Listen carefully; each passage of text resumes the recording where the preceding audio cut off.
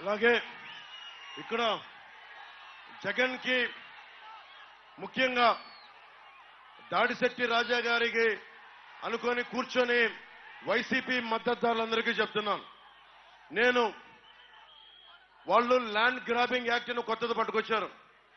మేము ఊరికి దాన్ని ముస్తాయిదా అని చెప్పి ఈ రోజున కేవలం మనకు అభిప్రాయం తీసుకుంటున్నామని చెప్పి మనకి ల్యాండ్ యాక్ట్ ని కాస్త ల్యాండ్ టైటిలింగ్ యాక్ట్ ని కాస్త ఈ రోజున ల్యాండ్ గ్రాబింగ్ యాక్ట్ 25,000 కోట్లు మన పక్కనున్న వైజాగ్ లో దాదాపు సర్క్యూట్ హౌస్ సహా 25,000 కోట్ల రూపాయలని తాకట్టు పెట్టాడు. అలాంటి వ్యక్తి సొంత చెల్లికి ఆస్తులు పాస్తులు ఇవ్వలేదు, తల్లికి మర్యాద ఇవ్వడం, 30,000 మంది ఆడబిడ్డలు వెళ్ళిపోతే మాట్లాడడం. అలాంటి వ్యక్తి మాటలు మనం ఎలా నమ్ముతాం? 450 కోట్ల రూపాయలు భవన నిర్మాణ కార్మికుల సంక్షేమ నిధి నుంచి తీసుకున్నాడు. 1,300 కోట్ల రూపాయలు రంగులు మార్చడానికి మనకి వైసీపీ రంగులు మార్చడానికి ప్రభుత్వ భవనాలకి తీయడానికి 1,000 కోట్లు. కానీ ఫీజు రీయింబర్స్మెంట్ కి డబ్బులు లేవు, కూర్చోబెట్టి భవన నిర్మాణ కార్మికులకు డబ్బులు లేవు. మరి ఇలాంటి వ్యక్తి చేతులు మీ ఆస్తి పాస్తులు పెడితే జగన్ మావాడు మనవాడు లేదంటే దాడిశెట్టి రాజా మావాడు అనుకొని మీరు ఓట్లేస్తే మీ ఆస్తులు పాస్తులు అన్ని గాల్లో దీపం పెట్టినట్టే. ఇన్ని ఆస్తులు తాకట్టు పెట్టినాడు, రేపొద్దున భవిష్యత్తులో మీ ఆస్తులు తాకట్టు పెట్టడానికి గ్యారెంటీ ఏంటి? జీవో ఇష్యూ చేయలేదని చెప్తా ఉన్నాడు, అభిప్రాయ సేకరణ అంటున్నాడు, ఒకవైపు జీవోను కూడా ఇష్యూ చేశాడు. సో దీన్ని దృష్టిలో పెట్టుకొని నేను మీకు మర్యాదగా జాగ్రత్తగా ఆలోచించండి ఒకసారి. ఇది ప్రభుత్వానికి మీరు ముఖ్యంగా వైసీపీ మద్దతుదారులు చెప్తా ఉన్నాం, మీరు ఆలోచించుకొని ఓటేయండి. ప్రభుత్వం ఎలాగో మారిపోతుంది, కానీ వైసీపీ మద్దతుదారులు మీరు ఆలోచించుకోండి. భవిష్యత్తు మీది, ఆస్తిపాస్తులు మీవి, మావి కావు. మేము రాగానే మనకి ల్యాండ్ గ్రాబింగ్ యాక్ట్ రద్దు చేసే బాధ్యత కూటమి ప్రభుత్వం తీసుకుంటుంది.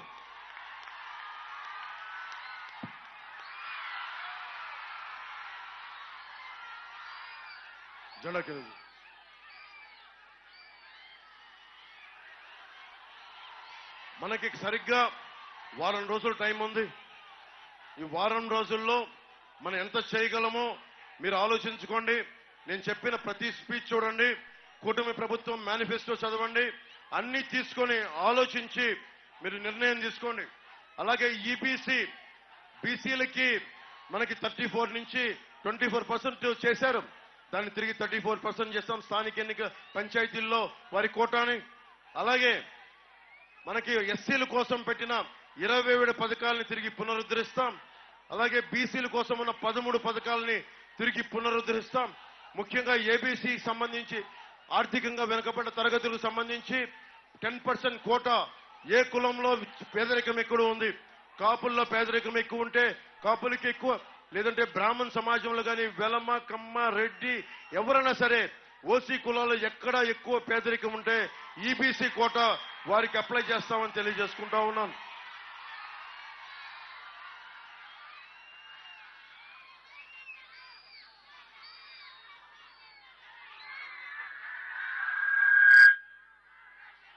అలాగే ఆడబిడ్డలందరికీ బస్ పాస్ కూడా ఇవ్వని ప్రభుత్వం. మనం తెలుగుదేశం ఉచిత ప్రయాణం, మనకి తెలుగుదేశం జనసేన భారతీయ జనతా పార్టీ కూటమి ఆడబిడ్డలకి ఆటో డ్రైవర్లకు ఇబ్బంది లేకుండా ఉచిత బస్సు సౌకర్యం, బస్సు ప్రయాణం కల్పిస్తున్నాం.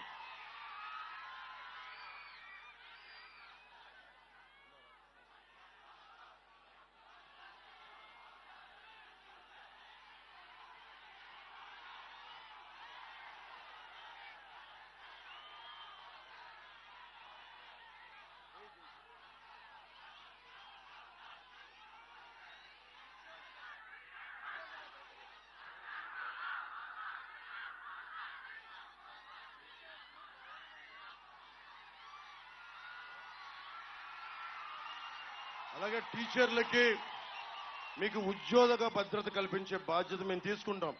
అన్ని సమస్యలకు మీకు ఆ ఉద్యోగ భద్రతను కల్పిస్తాం. మీకు టీచర్లకి గౌరవం ఇస్తాం, టీచర్లు గుండెల్లో పెట్టుకుంటాం.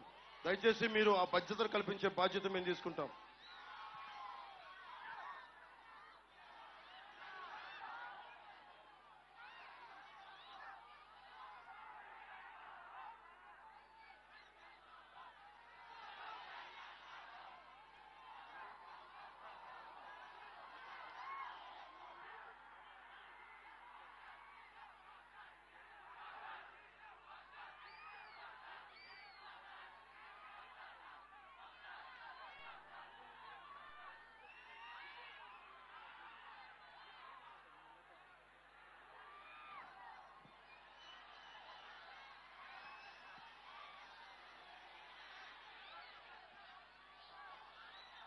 ముద్రగడ గారి అమ్మాయి శ్రీమతి కాంతి గారు,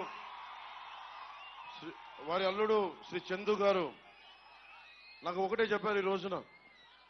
నాకు నిజంగా అమ్మ, నేను మీ ఇంత తుని ప్రత్యేకించి అల్లూరి సీతారామరాజు పాదాల సాక్షిగా చెప్తున్నా, నాకు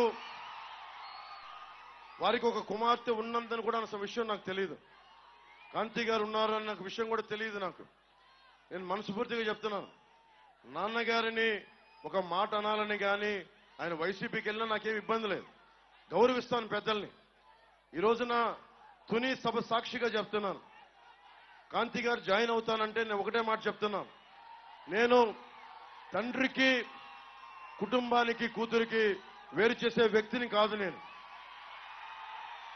నేను మీ నాన్నగారికి నాకెందుకంటే ఒక తండ్రి బాధ నేను అర్థం చేసుకోగలను, అలాగే తల్లి ఒక కూతురు బాధ్యత నేను అర్థం చేసుకోగలను.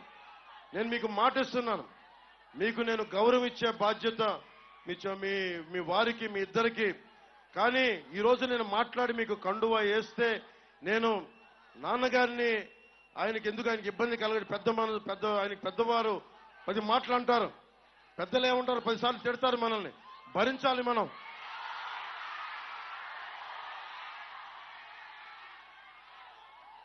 భవిష్యత్తులో నేను మీకు ఈరోజు మాటేసి ఇంత పెద్ద మనసుతోటి కాంతి గారు వచ్చారు. ఆవిడ నా సోదరి, మా ఆడపడుచు.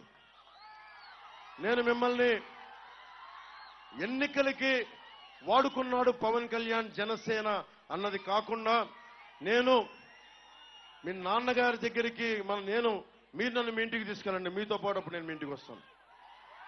నేను మిమ్మల్ని తీసుకెళ్ళి, ఎందుకంటే మన ఎన్ని గొడవలున్నా మనం వచ్చి కూర్చొని ఆయనతో మనం విభేదించవచ్చు, అభిప్రాయ భేదాలు ఉండొచ్చు, పాలసీ పరంగా విభేదాలు ఉండొచ్చు, కానీ వేరే పార్టీలో ఉండొచ్చు. కానీ నేను ఇచ్చే గౌరవం అందరికీ, పెద్దలందరికీ ఇచ్చే గౌరవం. మనం కలిసి ప్రయాణిస్తున్నాం, కలిసి ఉండాలి, విడిపోకూడదని కోరుకుంటున్నాం. నేను సగటు రాజకీయ నాయకుడిని కాదు, నేను మీ ఇంటి వాడిని, మీ కుటుంబ సభ్యుడిని, మీ సోదరుల్లో ఒకరిని, మీ అన్నదమ్ముల్లో ఒకరిని, సాటి మనిషిని, మానవ హక్కుల్ని కాపాడుకోవాలనుకునేవాడిని. నేను ముఖ్యంగా సోదరి కాంతి గారికి, వారి శ్రీవారు చందు గారికి కూడా ప్రత్యేకించి నేను మాటిస్తున్నాను, మిమ్మల్ని అందరి కుటుంబ సభ్యులతోటి మిమ్మల్ని తీసుకెళ్లి అప్పుడు నేను జనసేనలో మిమ్మల్ని సంపూర్ణంగా ఆహ్వానిస్తాను. ఈ రోజున జనసేనలో ఉన్నారు, కానీ మిమ్మల్ని చెయ్యపట్టి సగర్వంగా తీసుకెళ్లి నేను నాన్నగారి దగ్గర తీసుకెళ్లి మరి మీరు తీసుకెళ్ళండి, ఆయనకి చెప్పి మిమ్మల్ని తీసుకొస్తానని మనస్ఫూర్తిగా. ఇక్కడ మీరు బాగుండాలి, తల్లిదండ్రులు దీవెన ఉండాలి ఎవరికైనా. నాకు ఇట్లా మీరు ఇట్లా